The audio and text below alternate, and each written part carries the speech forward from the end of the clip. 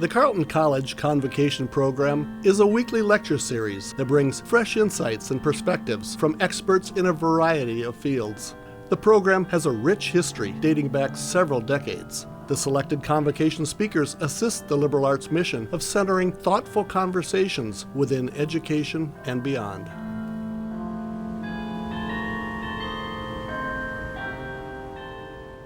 Good morning, everyone.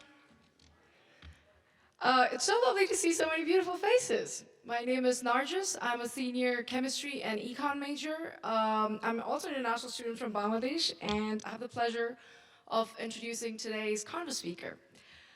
Growing up outside of America, my only connection to the US was nerdy quiz shows. I wasn't the coolest kid around the block, but I was a very intellectual 8-year-old. And in hindsight, it made sense that I ended up at Carleton. Like, I didn't know who Mariah Carey was, but I knew Jeopardy.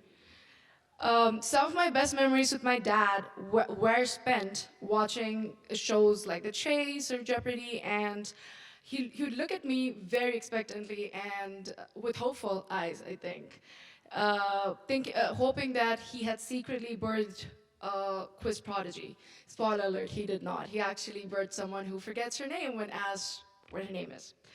But for people like today's speaker, this pressure actually helps. Brandon Blackwell, also known as the Lightning Bolt, that's a very cool name, in The Chase, has basically made a career out of knowing everything. In 2016, he represented the US at the Quiz Olympiad in Athens and came home with 2 medals, including a gold medal in speed quizzing, which from what I understand is like trivia, like fast forward. After that, in 2017, Blackwell left the American trivia scene for good and went to train in the UK, where he played for some of the top quiz clubs in the world. While there, he competed on University Challenge, a British cultural institution that many say makes Jeopardy look like a walk in the park. Now, usually, I would be a little apprehensive to believe this since the Brits said it, of course. But given his achievements, I can totally see that happening. Blackwell's team from Imperial College London won every match by large margins, and Brandon himself was the high scorer in the tournament. Beyond his individual wins, he'd built entire teams and programs, mentoring others and coaching some of the world's brightest minds. Blackwell has made more won more quiz titles at the national level or higher in the 2020s than anyone else in the world. That's pretty big. So today, we get to hear from someone who has literally built his life around the love of learning and the thrill of a good question. I can't imagine a better audience for this, and please join me in welcoming to Carleton College, Brandon Blackwell.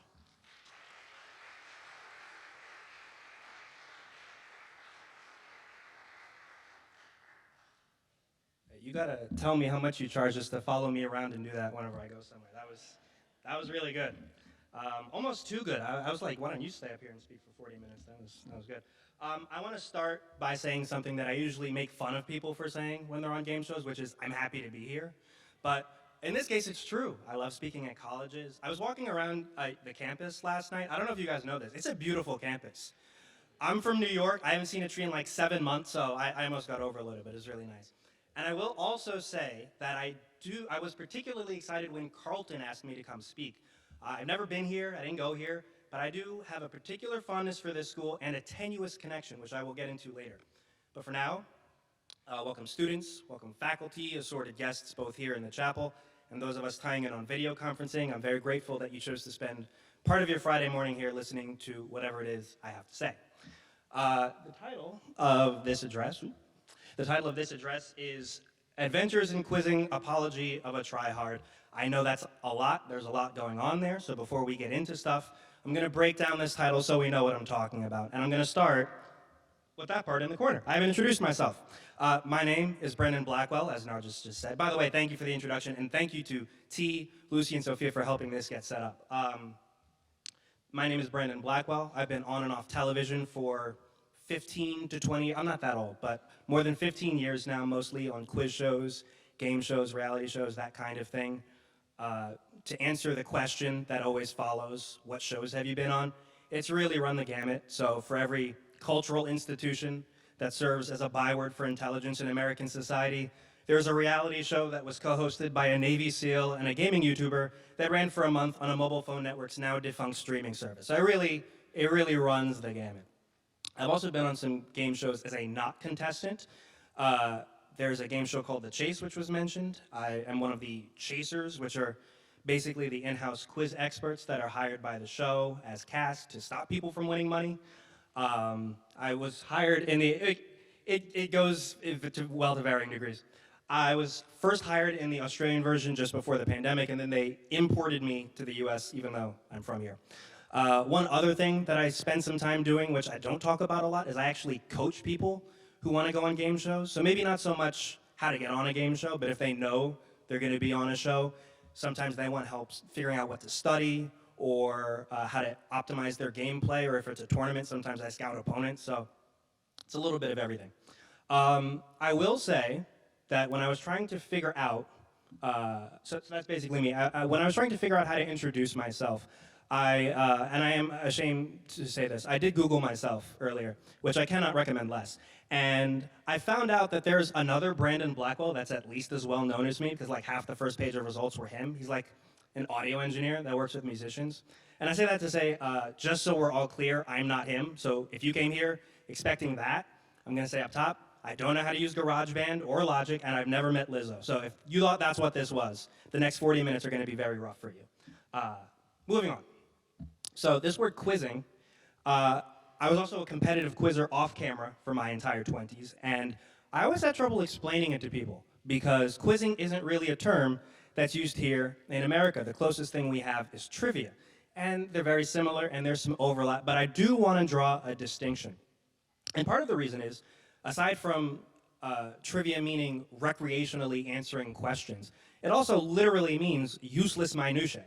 In fact, I surveyed a bunch of my friends who have also been on Jeopardy, and the #1 response they get when somebody else learns that they've been on Jeopardy is, oh, so you must know a lot of useless random information. Which, look, I'm not about to stand here and tell you that knowing who the King of France was in 1005 is as important as remembering your mom's birthday. But I do think that there is some utility in generally being a well-informed person, continuing to learn about the world we live in, the people on it. So I don't like to come out and say, essentially, what I do doesn't matter. So quizzing comes in all different forms, but there's two big differences between quizzing and trivia. And the first one is the difficulty, which a lot of people don't realize. So this next graph is not like based in science or anything, it's just trying to illustrate what I'm saying. If you took all of the quiz questions in competitive quizzing and graded them on a scale from 1 to 10, where 1 is like, what's the capital of France, and 10 is like the hardest legitimate question you might expect to see, your normal bar trivia will usually hang around here. Jeopardy only gets to about here.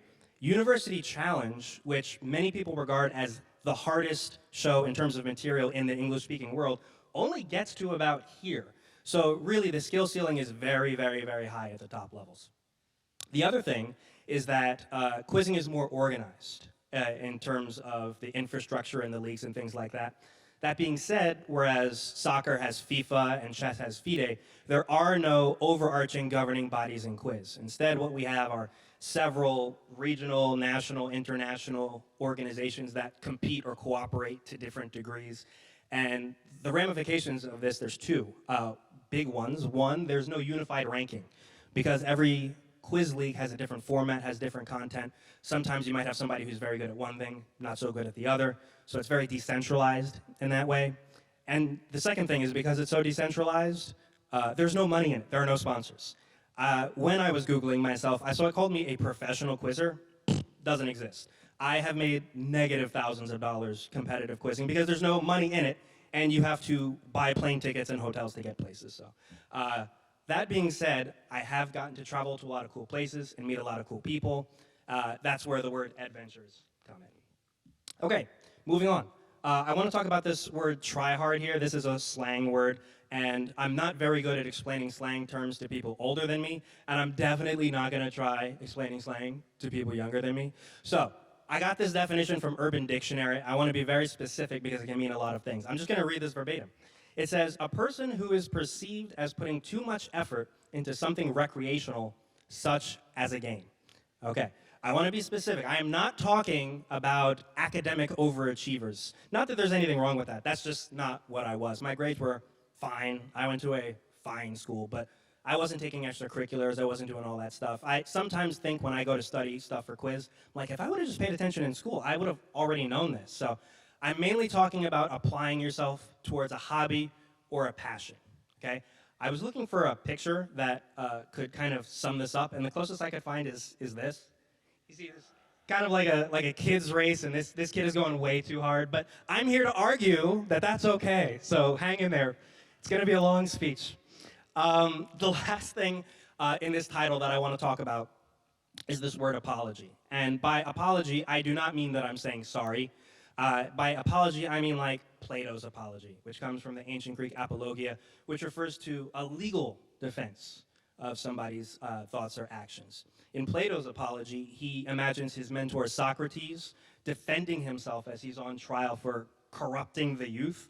Now, look, I'm not going to say like I'm Socrates, and I'm also not going to say I'm corrupting the youth, but I have had some pushback throughout my career with this concept of trying and exerting yourself and wanting to excel. And so what I'm going to do in this speech is I'm going to talk about sort of 3 vignettes from my career, my experiences on 3 shows, and then how that kind of relates to this concept of being a tryhard. So I want to start with the first show that I was ever on, and in that, I also kind of want to explain how this world works. How do you get on a game show? What is being on a game show like? What does Alex Trebek smell like? So I'm going to start. Part 1 here is Jeopardy, or how to get on a game show. All right. So obviously, to get on a show, you have to audition. The first stage, and this applies not just to Jeopardy, but any game show, quiz show, reality show.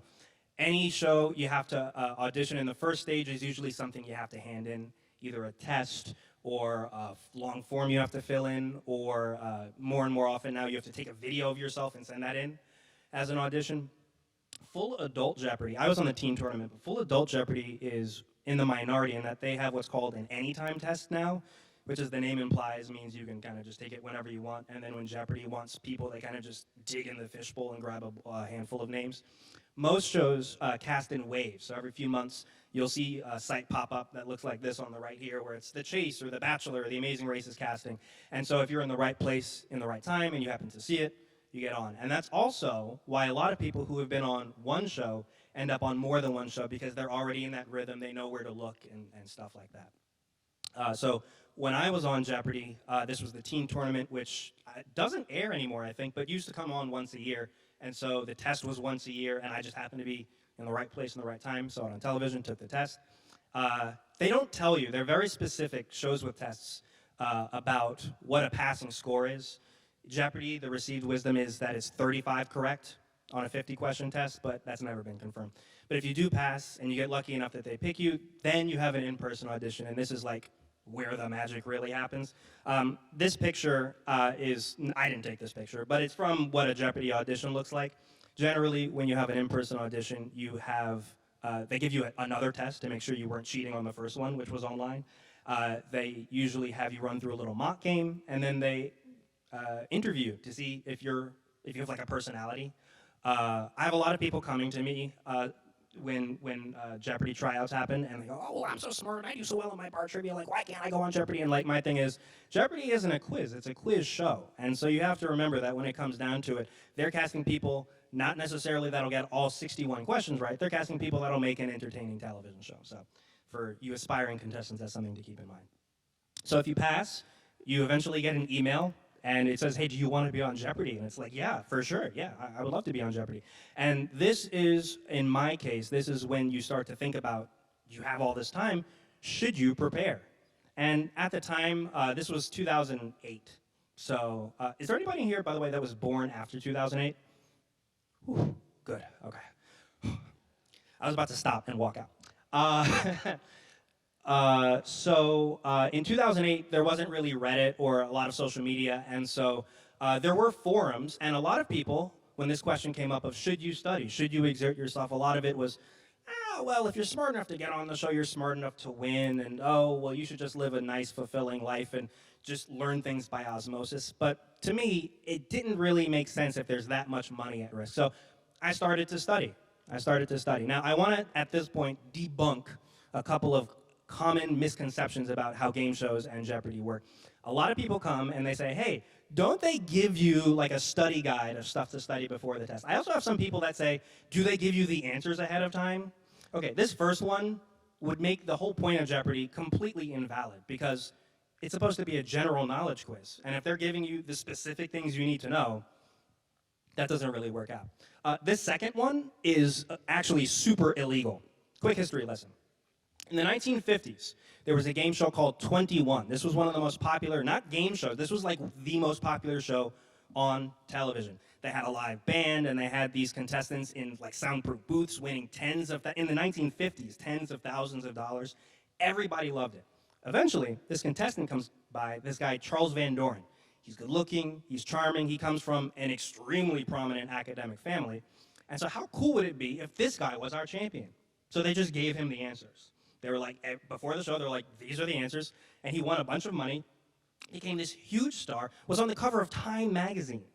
And eventually, a disgruntled contestant named Herb Stempel got upset, and he brought it to Congress's attention. There was a hearing, it was a big kerfuffle, and essentially, America's faith in game shows disappeared for several decades. As a side note, if you are interested more about this story, I cannot recommend this film more. Quiz Show 1994. It was nominated for Best Picture. Ray Fiennes plays Charles Van Doren. Anyway, back to what I actually did do to study. So for Jeopardy, there is one of the most robust databases of questions for any show. It's called the J Archive. It's unofficial, it's fan-made, and what happens is you can click on an episode and it shows you this is from actually the first game that I was actually on, and it shows you all the questions and the answers and who got it. And so I just answered a lot of questions. Most of the time when you prepare for a show, the best way to prepare, or really any quiz, is just to look at old quizzes from that same competition. So I did that. So you're preparing, you're studying, you're getting your wardrobe together, you're figuring out what you're going to say for that awkward interview in the middle. Also, you start to get travel and lodging. That's when it starts to get a little more real. I will say that if you're a kid, Jeopardy pays your way out, you and your family. Some shows you pay your own way, or some shows you set it up and then they reimburse you.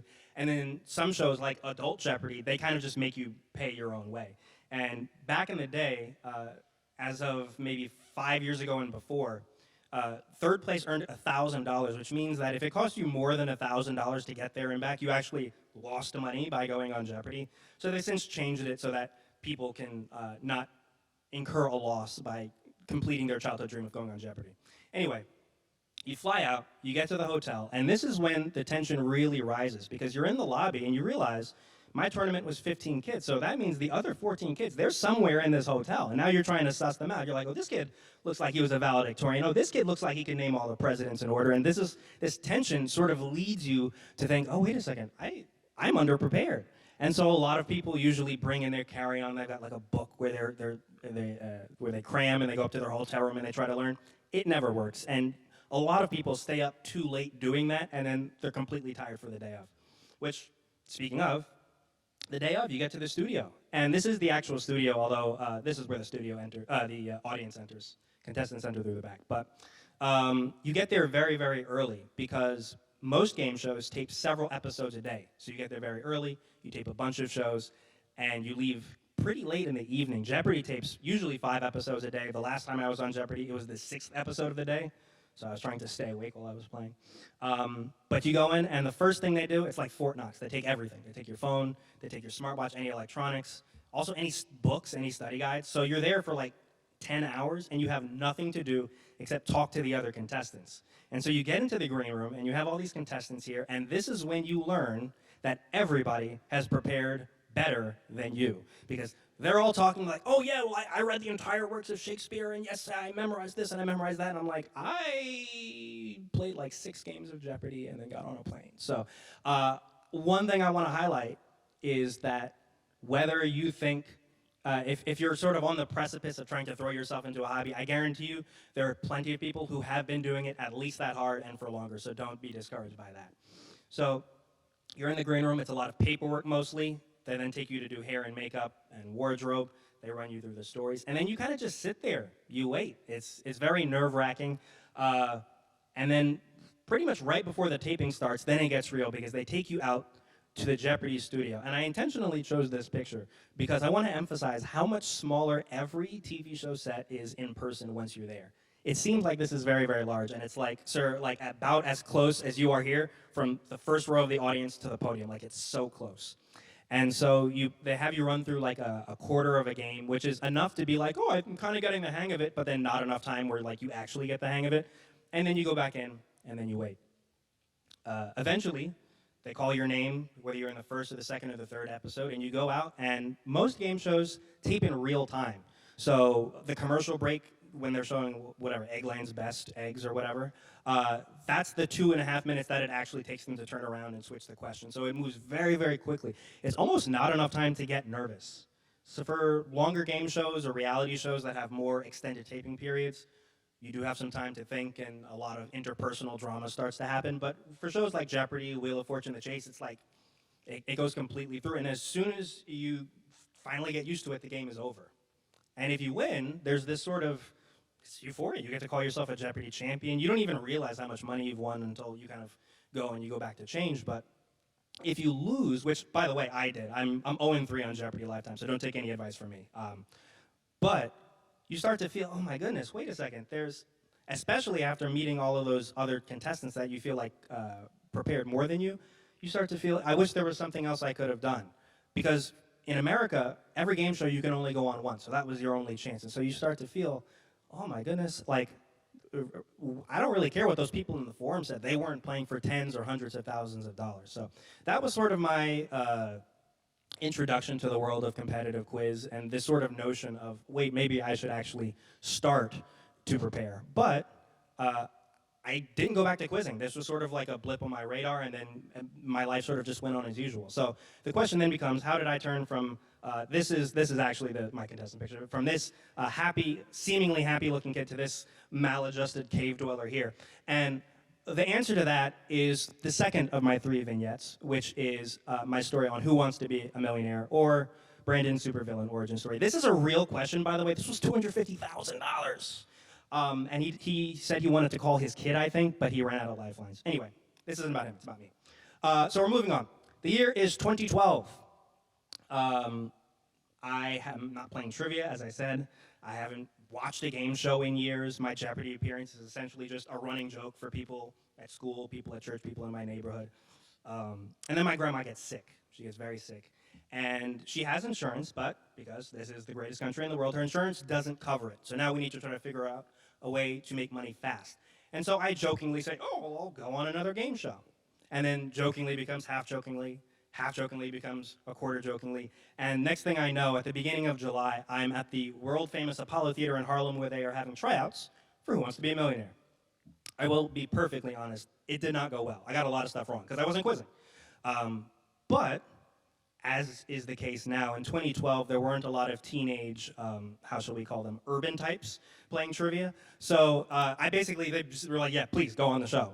And I had 2 months to prepare. And so when I was on Jeopardy, my father was kind of the point person who was helping me study, reading me questions and things like that. So I went to my father and said, hey, we got more time, let's do it. And he said no.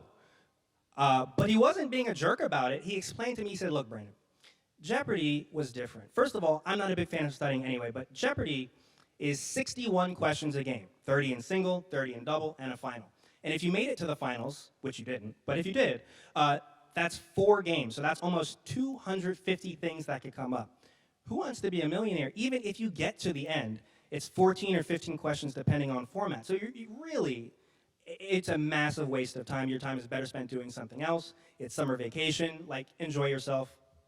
And so I listened to him. I was like, yeah, sure, that makes sense. And so I went back to what I was doing and spent summer doing who knows what. But so I spent all of July, most of August doing that. And at that time, I had a pretty cool end of summer job. I worked at the US Open at my beloved Flushing Meadows Park, not as a ball boy, I know what you're all thinking. I worked in guest services, and I was essentially a floater, so different days, I had different shifts. And most of the first week of each year's tournament, I was assigned to what's called outer court duty. And how that works is this. So this is an overhead map of how the USTA grounds looked when I worked there, don't take a picture of this and then try to go there now. It's a lot different, but this is how it looked in 2012. And so you see Arthur Ashe there in the middle and Armstrong in the grandstand in the corner, and the fourth largest court, which is of course called Court 17. The outer courts are basically just these. They're much smaller, they're for the lower ranked players, and because the setting is more intimate, spectators are only allowed to enter and leave when the players change ends, which is every couple games if you know tennis. So my job essentially was stand there, and every 15-ish minutes I'd go, I'd like open the gate, people would walk in, people would walk out, I'd put the gate back. I would do that for 5 hours, then I'd go to the food court, eat an $18 hot dog, I come back, do it for another 5 hours, and then I go home. It's great. My job was better than it sounded. I held it over, I found it all once. Anyway, the problem here is that in between, in those 15-minute chunks, I was just standing in the 90-degree heat watching like the 71st and 189th best tennis players in the world hit the ball around. No offense to them, but it's not like the most engaging tennis. And so essentially I was bored. And so I thought about what my father said, and he said, don't study because it's a waste of time. But then I was like, wait a second, I'm already standing here.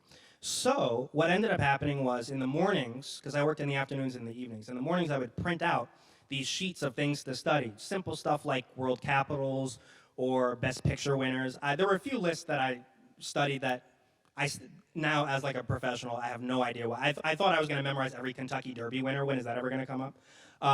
But I started to learn things gradually, and if it didn't come up, fine, but either way, I was already just standing there. Fast forward to the morning of the taping. My parents are about to drive me into the city. I live in Queens. They're taking me to the west end of Manhattan where it was taped. And because it was so early, and I know in the green room they take all your stuff, I had to say, oh, you know what? I'll just take a couple of sheets just to study on the ride. And I bring this. This is the actual sheet. I still have it as a keepsake. This is a list of phobias. I just Googled phobias and just got the first one. I don't even know how many of these are actually real. But I just got a bunch, it's like a 10-page document, and I was just flipping through them like, yeah, it might come up. And so I go to the green room, I go through the entire process of what I was mentioning before, and sure enough, this is a question that comes up for $25,000. And that was a question that I did not know the answer to 6 hours before I saw it. And because I happened to be standing around watching mediocre, not really mediocre, but not the best tennis players in the world play tennis, I was able to win the money, which I then gave to my grandma, and she's alive today, and she's doing fine. And so at that point, this is essentially what radicalized me. A year later, I was on a different game show, and hosted by Ryan Seacrest. It was live, and it was hosted inside an abandoned Mercedes-Benz dealership immediately outside the Lincoln Tunnel. It would take 40 minutes just to explain how the show worked. But I got to the final, and the guy who beat me won $2.5 million. I was one match away. I got beat so bad that the score was 73 to 22, which is a bad enough beating that I actually don't need to explain how the show worked for you to understand how bad I got whooped. And those two things together, I was like, okay, you know what? I'm diving in head first. And I found a guy named Roger Craig, who was a legendary Jeopardy champion of the early 2010s. And I trained under him in how to study and how to reverse engineer game shows and how to sort of take apart a game and prepare ahead of time. And I also started using Anki, which some of you might be familiar with. It's a flashcard app which I used religiously when I was training. And so that's essentially what happened from about 2014. So Millionaire was 2012. That other show was 2013. In 2014, I started, and that was sort of the start of my career. So I now then want to go to this third vignette, which is sort of my magnum opus and probably the thing that got enough attention for me to be invited here, which is University Challenge. Now, that's from a comedy skit. There is no college called that. I want to first emphasize what University Challenge means in Britain. First of all, it's 60 years old, which is 20 years older than Jeopardy. It's like an institution there. And it's known for two things, being very, very hard and being very, very posh. And part of this is intentional.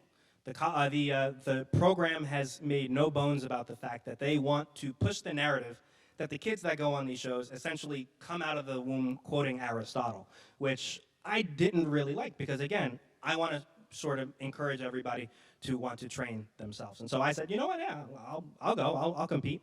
And so I applied to Imperial College London in 2017, partially because it was conveniently located, but also because at this point in 2017, Imperial College hadn't sent a competitive team to this tournament in 15 years, despite being like the second or third best university in the UK.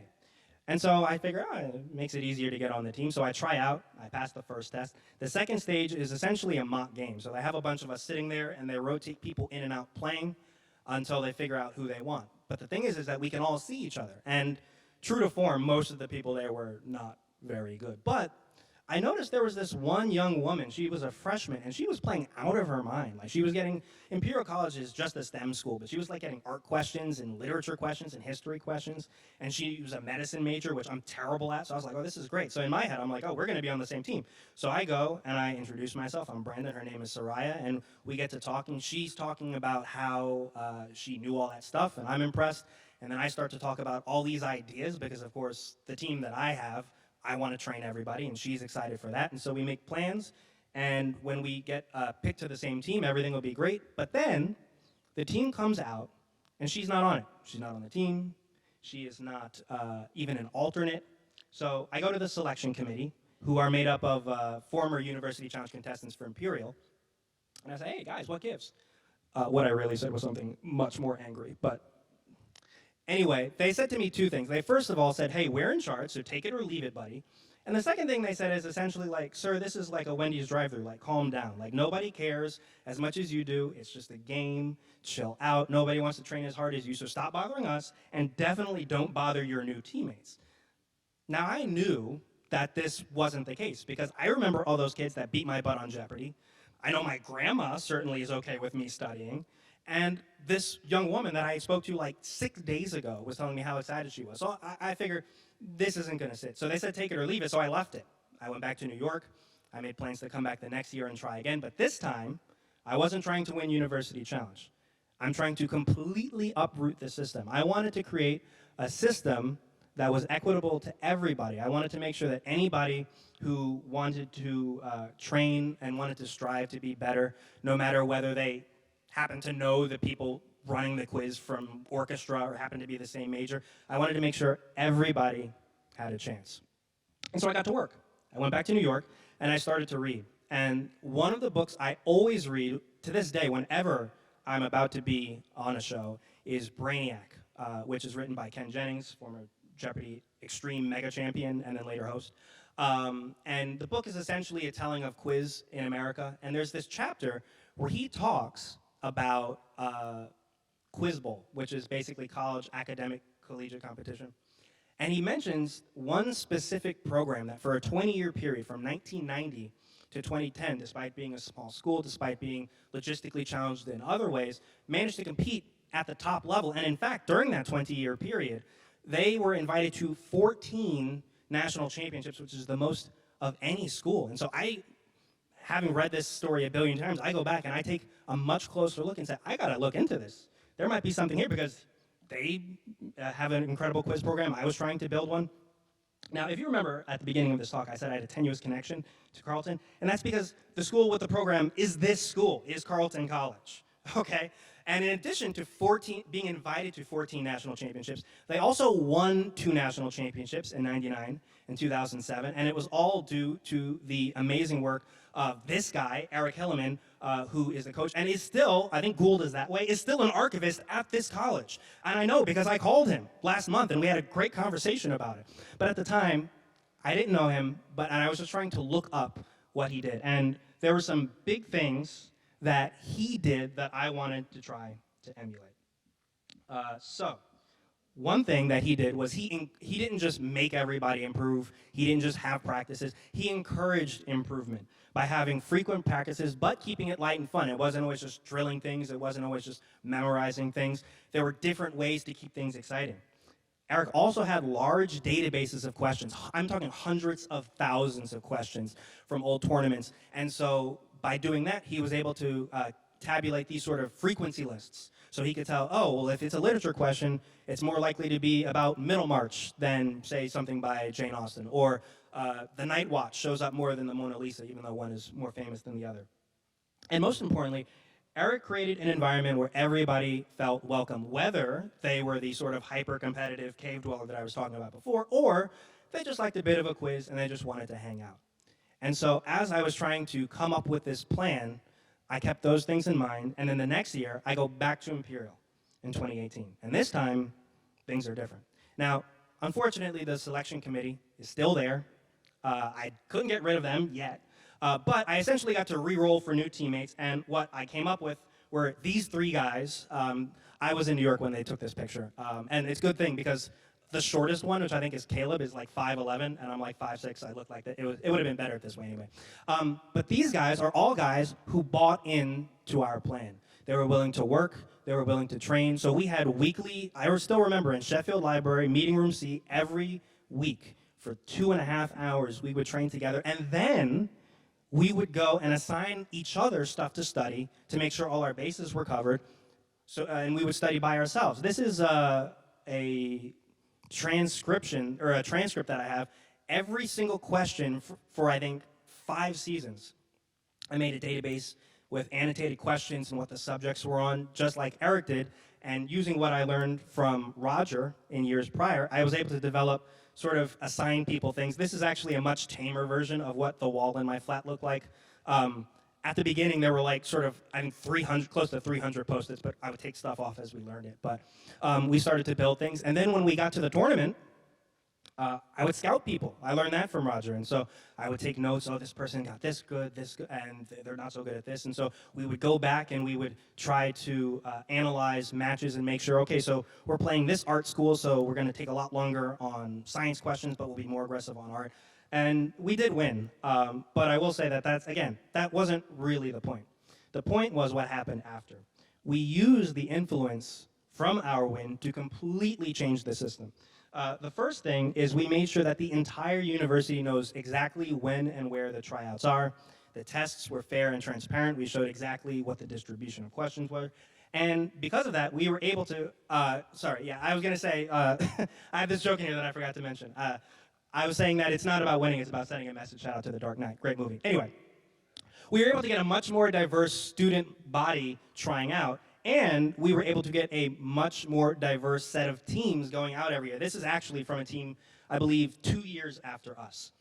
And just like Eric's Carleton teams of the 90s and the 2000s, we made sure that practices were light and fun and enjoyable. And we made sure that everybody knew that there was going to be some practice. But again, we want to make sure that everybody is comfortable and still happy and still enjoying themselves. So even though our team was mostly drilling it out in the library meeting rooms, later teams had pub quiz nights and museum outings and went to art galleries and watched old movies together. And so it became a really, really close-knit community.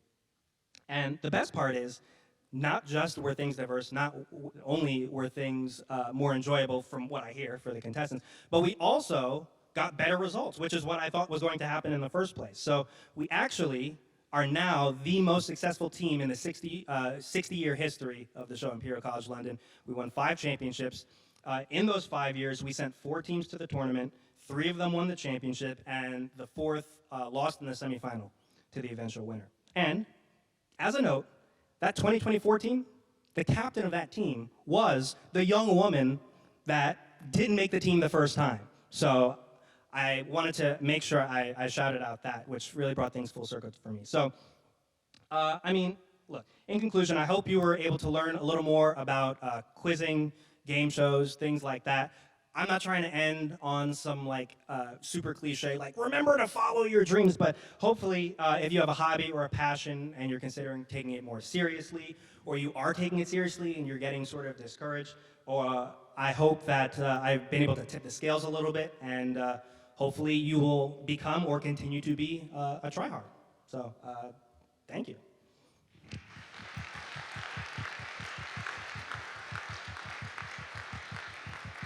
Thank you very, very much, Brandon. That was an outstanding presentation. We enjoyed it.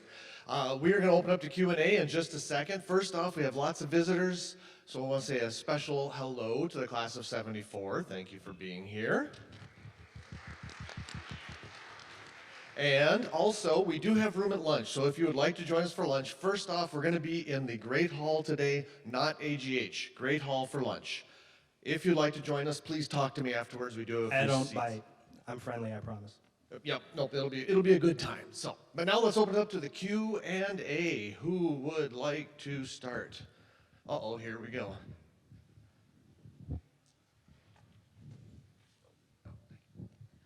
Hi. I have a question from my friend who is in Seattle right now, Sophia Memudis, class of 2020 Carleton alum, who is also someone who has been on Jeopardy and writes crosswords and does lots of quizzing things. She would love for you to talk about the million-second quiz because she will not let it die ever. So anything you have to say about the million-second quiz? Sure. So for those of you who don't know, Million Second Quiz was the first attempt at a quiz show, reality show hybrid. So as the name implies, it did take 1,000,000 seconds, which I will forever know is Sunday morning at 7:16:20 a.m. to the next Thursday at exactly 9 o'clock p.m. because that's how long it ran. Among other things, again, that was the show that was in the abandoned Mercedes-Benz dealership. Among other things, it was sponsored by, so the winners had to live on the set. So I lived on an empty game show set for 11 days. It was sponsored by Subway. And a quick story about this. Wait, hold on. So we get there, and they say it's sponsored by Subway, and so I'm there for about 3 hours. They say it's lunchtime. I say, great. I don't want to be a diva. Let me get some. Let me get oven roasted chicken breast with cheddar cheese and all the veggies. And they say, okay. They come back. It's oven roasted chicken breast with no cheese, lettuce, tomato, and cucumber. I say, look, again, you guys are doing me a favor by giving me the chance to win a lot of money, but like, what's going on with this?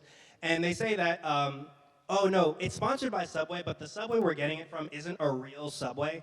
You know, like sometimes when you go into like a Walmart and there's like a little parasite McDonald's or Subway in there, like that's where they were getting it. And I'm like, if it's like what? And the guy who beat me, the guy who won the $2.5 million, was a vegetarian and they didn't have anything, so he had to eat like the avocado paste that they put on the sandwich through tube. It was a disaster, and they were basically making rules as they went because I would say, oh, what about this? And they're like, oh, we haven't thought of that. And I'm like, this, you're giving away millions of dollars, like what? But anyway, it was a wild experience. Ryan Seacrest is a robot. He's so professional. Nice guy, but really professional. But yeah, it was a crazy time. All right, who's next? And I should mention to our friends on Zoom, please put your question in the chat and it will be sent to me. But who would like to go next? Don't be shy. Oh, there we go. As a mom and a grandma, how did you support yourself through this whole process? That is a very good question. And that is a question that my mom and grandma asked me at the time. They're like, this is all nice, but how will you eat? So when I was in college, I actually went on, in that 4 years, I went on 5 different shows. In between all of them, I did win enough money to support myself. And one of the big things is that my mom has always been extremely supportive. Like, I think I came to her, I was living at home when I decided to move to London. And I was sort of like, oh, like I'm gonna go and I'm gonna move and I'm gonna do this. And she was like, it was the most harebrained plot imaginable. And she was like, do you have a plan? And I was like, yeah. She was like, okay, good luck. Like, I completely believe in you. So their support was instrumental, but also when I had a plan, so when I wanted to go to London, I realized it's not free, so that's why I went on that show with the Navy SEAL. Anytime I try to go on a show, I always think about the next step. So I'm trying to think, okay, I'm going to put some of this money back into winning more money. So it was kind of like a hamster in a wheel for a while, but now I work in TV and it's a little more stable. Yeah. You got some over here.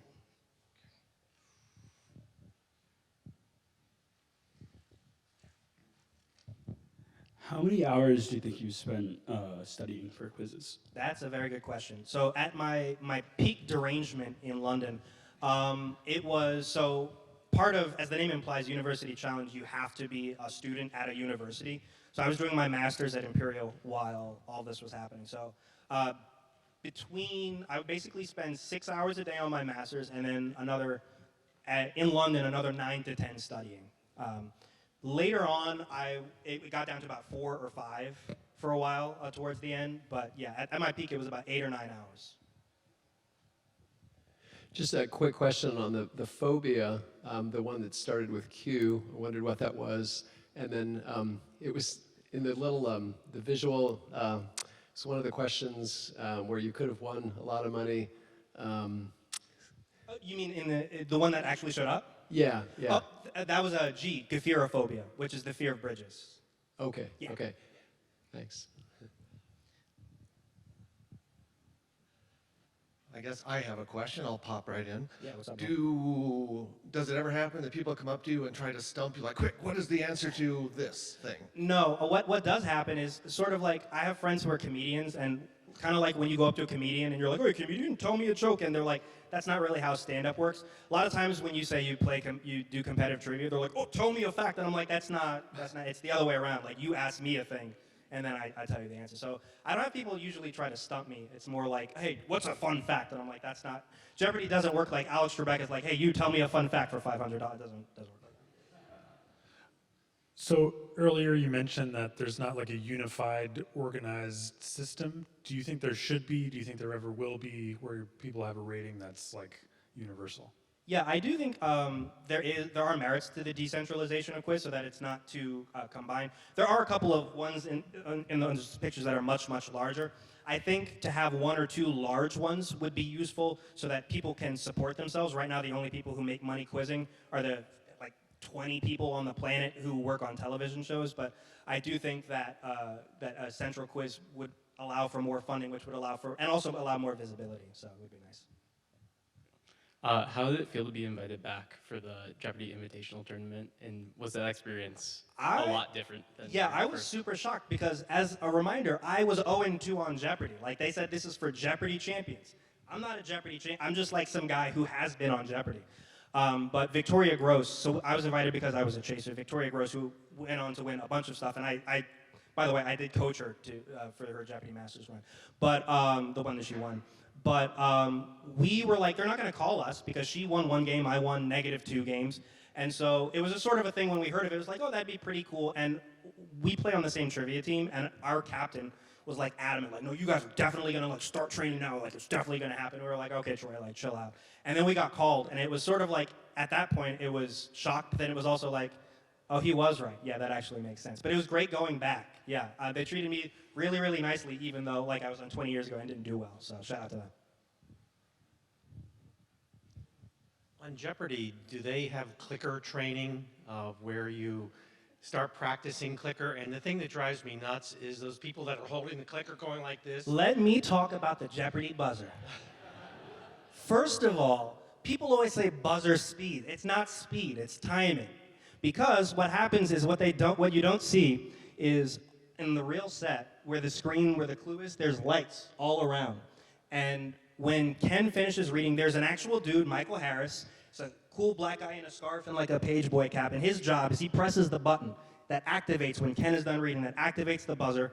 The lights come up. And until those lights come up, your buzzer doesn't work. So it's not speed. You can't mash the buzzer because if you press it early, you get locked out for 1/4 of a second, which sounds not like a lot, but trust me, it's huge. And so what that means is that you're trying to time it up with the voice. Some people do it on a visual cue. Some people like all the best players kind of just time it, because I think it's like 40 milliseconds is the minimum if you do it by sight, and like the best players average like 15 milliseconds. But during the practice, it's a different person activating. So you don't really have time to get used to it. And furthermore, in regular Jeopardy, the champion is the only person with buzzer experience. And so it's sort of this compounding advantage, which is why, like, when Ken won 20 games, he was going to win 30, he was going to win 40, because of course they're scared because this guy has won like $1 billion, and he's the only person who knows how to work the buzzer. So really, at the highest level especially, Jeopardy buzzer training is like the #1 thing. In fact, there's a book written by Fritz Holzenagel, who won the '95 Tournament of Champions, that's literally just about buzzing on Jeopardy. So yeah, it's a big deal. What is the most like well-organized and properly structured quiz show you've ever been on? Jeopardy is probably, because it's been running forever, it's a well-oiled machine. Like, when I was on in '08, everybody that was there had been there for like I was on, I think, season 25. So everybody there was on for like 20 years. So like, It was, I mean, they could have done it with their eyes closed. It was super, super professional, super, super tight. And then a university challenge as well, especially because you have all these teams coming in and out from all over the country. And it's, yeah, so I would say here, Jeopardy, and there, university challenge. I'm going to jump in quick with one from Yeah, what's up? Zoom. And it's, are there any shows on your radar that you're trying to become a contestant, coach, or writer on, or that you're interested in pursuing? Yes, so part of the reason I did University Challenge, I was originally going to compete on a different show called Mastermind, which is considered the hardest show like in the world. For context, the guy who made it wasn't even trying to make a quiz show that was supposed to be hard. He was in World War II, and he got caught by the Gestapo, and he wanted to create a game show that simulated being interviewed by the Gestapo. Like, that's not a joke. That's literally what the show is. And so my original goal was to go on that, and it changed to University Challenge. But in Britain, there's sort of like a big four of shows. So I always wanted to go back and try to win the other big four. But again, I don't have my student visa anymore, so unless I'm trying to become Sandra Bullock in the proposal, it's not really going to work. But either that, or I would try to learn a different language and try to go on a show in a different language. That'd be fun, like Pasapalabras in Spain. That'd be fun. Just curious, what categories or subjects are your strengths and what are ones that maybe you're not quite as strong in? Good question. Yeah. My whole thing is because a lot of times people get into trivia as they're already adults. When they've already sort of like lived like a life, and most of my teammates are like 40, 50 years old, married, have kids. I started when I was like 18 essentially, so it's kind of like Bane, like I was born in the darkness, I was raised in it. So like when I was coming up in quizzing, it was before I really had like interests, and so my skill set is pretty even across the board to the extent that like if I see I'm getting really good at something, I'll stop studying that. And if I feel like if I do a quiz and I get a music question wrong, I'm like, okay, I'm just gonna focus on that. So I try to stay even. I think I'm the only person in the World Championships who's had a different highest category each time. Because there's 8 different categories, and I think 7 of the 8 categories have been my highest at one point. Thank you for this. Can you talk a little bit about the enthusiasm and the fun that you've had? And how do we translate that into helping younger people in our culture and our climate in this country think that knowledge is actually worthwhile? That's a great question. And part of what I do just as like I've been tutoring kids on and off, high school kids, since I myself was in high school, which I still do because I really enjoy it. And a lot of time, I don't tutor them in Jeopardy. It's like, SAT prep or whatever. But one of the things that I try to do when I'm teaching kids or working with anybody really is try to show them that connection. And it's similar to the question that it's like, how do you remember all this stuff? And it's like, the idea is that you want to make personal connections with things. So if you're trying to memorize who the King of France was in 1005, like again, that could be pretty dry, but maybe there's some fact in there that makes it useful. So either showing the utility of the fact or showing the utility of being just a smart person in general, or I would say a knowledgeable person is probably a better term. Showing the applications of that might make it a little more appealing other than just saying, oh, study things, which is like why I like speaking, trying to show the utility of that. I don't know if that answers your question. We have another one from Zoom. Yeah. And it says, do you have a favorite show of all time, currently running or previously? It doesn't qualify it by saying quiz or game. Iron Chef. Okay. When I was a kid, I wanted to be a chef. This is part of why I like the chase. It's like Iron Chef of quiz. First of all, I want to be very clear. I'm not talking about Iron Chef America. I don't care about Bobby Flay. Calm down. I'm talking about the original Japanese Iron Chef with subtitles.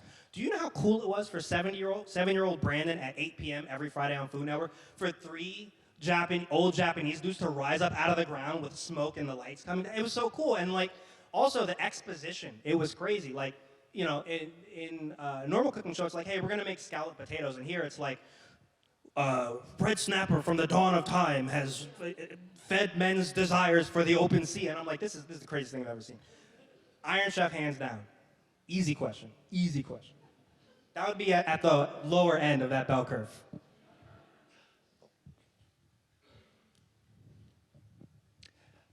What characteristics make a good quizzer, for example, other than curiosity, like photographic memory or whatever else it might be? Sure. I don't think that photographic memory, some people argue that it doesn't exist. Obviously, a good memory is important, but I also think at the highest levels, it's a good routine. As I said, I studied a lot. Very few people study that much because I was studying with a deadline. But a lot of people will sort of start doing the flashcards or the note cards, and then they'll either kind of burn out or they're like, it's not really important, because if you're not competing enough, you're not seeing the fruits of it. Like if you go to the gym for 6 months, you'll see your biceps grow like 1/4 of an inch. But if you're studying stuff, if you're not actively competing, or if you're not doing a good job studying the right things, you might not see the improvement. So I think the biggest thing is regularity and, well, not regularity, that's something else, but keeping a regular schedule and discipline. Yeah, that's it. Oh, we do have one more. That's my thing, is answering questions. Yeah, I'm just curious if you could either expand on or talk more about additional experiences around how creating like accessible and equitable systems in the work that you do has led to not just more diverse but more successful outcomes for folks. Sure, yeah. So I'll start with it in quiz terms, and then I'll try to expand. So one of the big differences that what we started doing at Imperial versus what might happen at, say, Oxford or Cambridge, is that traditionally what would happen for tryouts is they would just give a pen and paper test, and they just take the 4 highest scores. Now, that's sort of like if you had, the problem is that if they're all knowing the same thing, it doesn't help. The way I tried to explain it is that if you're holding a soccer tryout and the 4 best players that you try out are all goalies, like you're not going to start 4 goalies, like that doesn't make sense. And so sometimes it's not just the 4 best people, but it's how people complement each other, and that necessarily requires a lack of overlap in knowledge. Now, zooming out a little, it's the same thing with experiences and not necessarily just cultures in terms of knowledge, but also just ways of thinking. I think when we were training, just the way that I thought about competition and the way I thought about keeping a schedule versus my teammates, 2 of whom were British and then 1 of whom was Irish, or they still are Irish and British, but anyway. Just having a different mindsets when we're collaborating makes it very, very important, and that's why we try to cast as wide a net as possible, and I still try to do that in general with basically everything. All right, and on that, we shall bring the convocation to a conclusion. Thank you very much, Brandon. Thank you for having me. Thank you very much. For being here.